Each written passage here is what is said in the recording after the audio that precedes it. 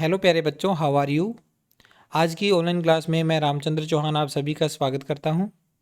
आज इस वीडियो में हम कक्षा 8वीं की गणित कार्य पुस्तिका प्रखर का कार्यपत्रक संख्या 19 हल करेंगे, जिसका कठिनाई स्तर है सरल और दक्षता है पूर्णांक संख्याओं की समझ बना पाना।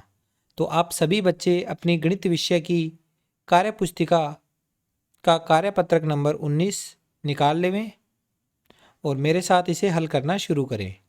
प्रश्न नंबर 1 करते हैं। सबसे पहले निम्न संदर्भ में प्रयुक्त हुई संख्याओं को उचित चिन्ह लगाकर संख्या के रूप में लिखिए। राजू कुएं में बने अपने घर से एक सीढ़ी द्वारा बाहर निकलना चाह रहा है, लेकिन सीढ़ी पानी में होने के कारण वह बार बार फिसल रहा है। जैसे ही राजू ऊपर की तरफ छलांग लगाकर चढ़ने की कोशिश करता है, वह वापस फिसल जाता है। वह लगातार कोशिश कर रहा है। वह हर छलांग में 2 पायदान ऊपर चढ़ता है, लेकिन फिसलन के कारण एक पायदान नीचे आ जाता है।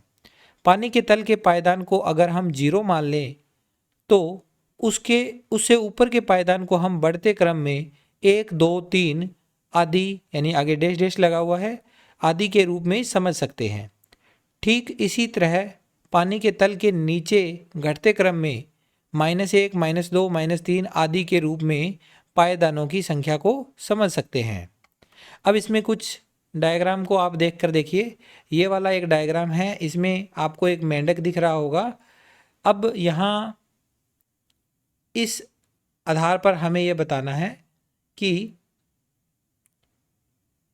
इस सीढ़ी के ऊपर चढ़ते चढ़ते हमें किस प्रकार से पूर्णांकों को समझना है। तो पूर्णांक संख्याएं 3 तरह की होती है बच्चों। एक होती है धन पूर्णांक, दूसरी होती है ऋण पूर्णांक और एक होती है शून्य पूर्णांक। शून्य पूर्णांक यानी कि जिसमें शून्य अकेला ही होता है। धन पूर्णांक में सारी प्लस वाली जो पूर्णांक संख्याएं हैं वो, और ऋण पूर्णांक संख्याएं जिनके आगे माइनस का निशान लगा होता है। ठीक है, ये हो गई ऋण पूर्णांक, ये है धन पूर्णांक और ये है शून्य पूर्णांक।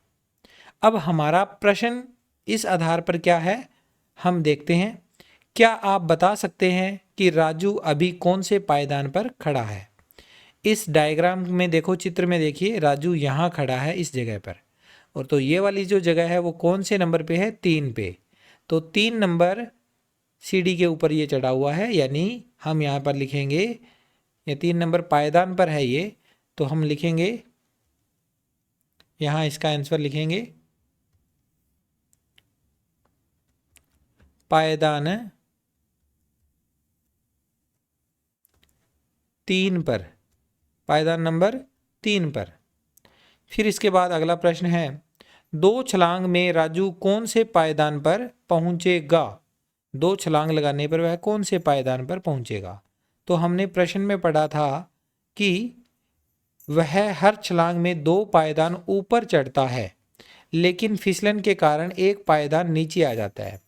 3 नंबर पे है वह राजू, जब पहली छलांग लगाएगा तो वो यहाँ पहुंचेगा 5 नंबर पे, 2 पायदान ऊपर आ गया, लेकिन फिसलन के कारण वापस से 4 पे आ जाएगा। फिर अगली छलांग में वह 4 से सीधा 6 पे चला जाएगा, लेकिन फिसलन के कारण 5 पर आ जाएगा। यानी राजू 2 छलांग लगाने पर 3 से कहाँ पर पहुँच गया, 5 पर पहुँच गया। तो यहाँ लिख देंगे पायदान 5 पर। कहाँ पहुँच गया, पायदान 5 पर। ठीक, इसके बाद अगला प्रश्न, प्रश्न नंबर इसका 3, जिसमें क्या लिखा हुआ है, पायदान संख्या 0 से 2 पर जाने के लिए राजू को कितनी छलांगें लगानी पड़ेगी। 0 से 2 तक पहुंचना है, तो 0 से 2 तक यहाँ पहुंचना है। तो सबसे पहले यहाँ देखो, पहली छलांग में वो यहाँ पहुंच जाएगा, लेकिन फिसलन के कारण वापस से यहाँ 1 नंबर पायदान पर आ जाएगा। फिर अगली छलांग में राजू पहुंचेगा 3 नंबर पायदान पर, लेकिन फिसलन के कारण एक पायदान नीचे खिसक जाएगा, यानी 2 पर पहुंच जाएगा। इस तरह से 2 पर पहुंचने के लिए उसे 2 छलांगें लगानी पड़ी। तो इसका लिख देंगे, कितनी छलांगें लगानी पड़ी, 2 छलांगें। कितनी छलांगें, 2 छलांगें। अब आप इस क्वेश्चन में देखो, अगला चौथा है, -5 से 0 तक पहुंचने में राजू को कितनी छलांगें लगानी पड़ेगी? -5, यानी कि तल से वह 5 पायदान नीचे है, तो 0 तक पहुंचने में कितनी छलांगें लगानी पड़ेगी? तो आप देखिए, अगर मैं इस संख्याओं को लिखूं यहाँ पर, ये है हमारा तल 0 से नीचे वाला पायदान होगा 1 माइनस का, फिर उसके बाद -2, फिर -3 अगला पायदान, फिर उसके बाद अगला पायदान -4, उससे अगला पायदान -5।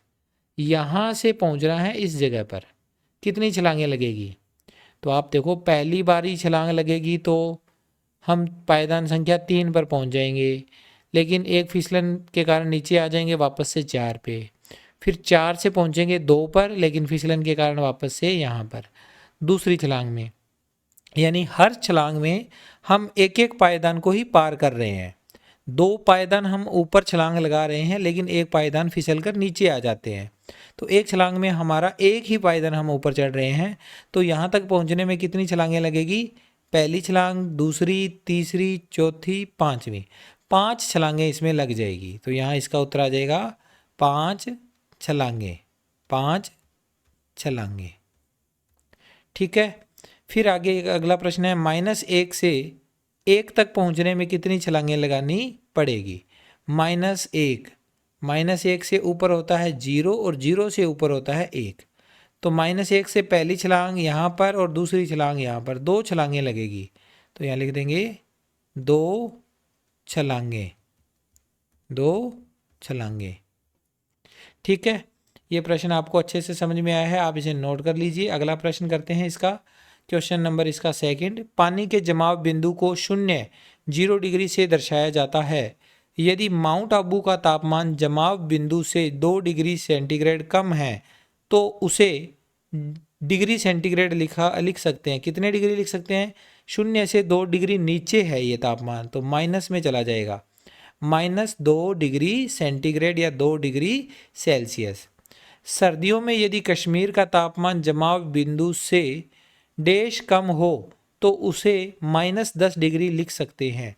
तो यहाँ पर कितने डिग्री लिखना पड़ेगा? 10 डिग्री सेंटीग्रेड कम हो तो उसे -10 डिग्री सेंटीग्रेड लिख सकते हैं।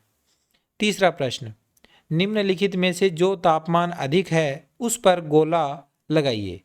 अधिक वाले पे लगाना है गोला। तो पहला प्रश्न है 20 डिग्री या 25 डिग्री, इन दोनों में से अधिक कौन सा होगा? दोनों प्लस के हैं तो प्लस में ये 25 बड़ा है, तो इसके ऊपर हमने गोला लगा दिया। अब अगला है 0 डिग्री या -5 डिग्री, तो एक संख्या प्लस की है, दूसरी माइनस की है, तो प्लस वाली संख्या माइनस वाली संख्या से बड़ी होती है, तो ये उत्तर आ जाएगा।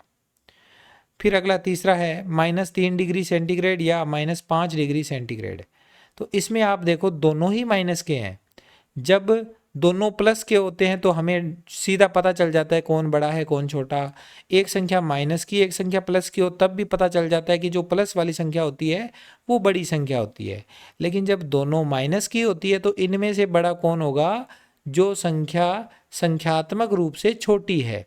-5 और -3, इनमें से बड़ा कौन होगा? -3 बड़ा होगा। ये ध्यान रखिएगा बच्चों। माइनस में संख्या, बड़ी संख्या जो दिख रही होती है वो छोटी होती है और छोटी संख्या जो दिख रही होती है वो बड़ी होती है। ओके, आगे इसके बाद इसका चौथा प्रश्न, -5 डिग्री सेंटीग्रेड या 0 डिग्री सेंटीग्रेड, तो ये सेम इसी तरह का सवाल है दूसरे के जैसा ही। तो इसमें भी क्या होगा? 0 डिग्री सेंटीग्रेड यानी कि 0 डिग्री सेल्सियस बड़ा मान हो जाएगा। तो ये था बच्चों कार्यपत्रक नंबर 19। आई होप आपको सभी को समझ में आया है।